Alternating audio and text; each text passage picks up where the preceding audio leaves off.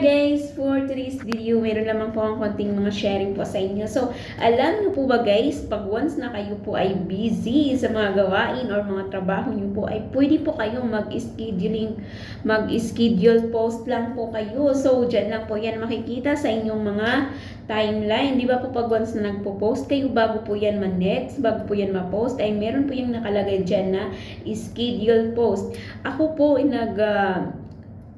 yung tumatanda na tayo, kaya minsan nakakalimutan ko na po yung nakakalimutan ko na kung anong oras ako nag-schedule. Alam nyo ba kanina, nagtaka ako, 3 sunod-sunod na post kasi hindi ko alam na meron na pala akong schedule ng 1 PM. So, nagsarabay na siya guys. Pagtingin ko, nagsarabay na pala yung mga post ko. Kaya alam nyo ba, maganda din yung technique ngayon na ewan ko, bago lang to sa akin guys bagong update lang to dito sa aking timeline So kung ikaw ay busy, di ba, pag once na ikaw ay magpo-post ng video, meron yan dyan mga choices na pagpipilian mo.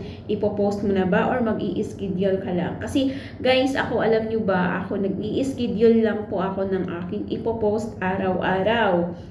Kahit nga, di nyo po ba napapansin na pag once na ako ay natutulog na, nag-i-schedule ako ng post dito mga 4 AM. So, dyan sa Pilipinas, 9 AM yan.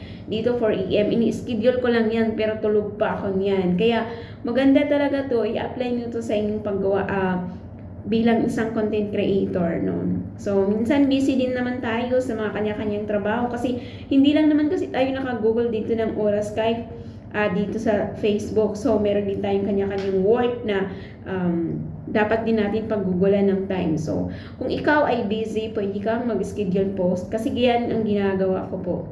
Pag once na na-post na siya guys, nag-i-schedule na naman ulit ako mga 1 hour or 1:30, ganyan.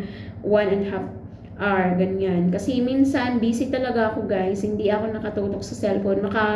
Post lang ako, okay na. So, ayan, kung ikaw ay gusto mo ma-experience to, mabilis lang to guys. Pag once na mag-upload kayo ng post, ng video nyo dyan sa inyong timeline, meron yan dyan next, tapos meron yan dyan nakalagay na scheduling post.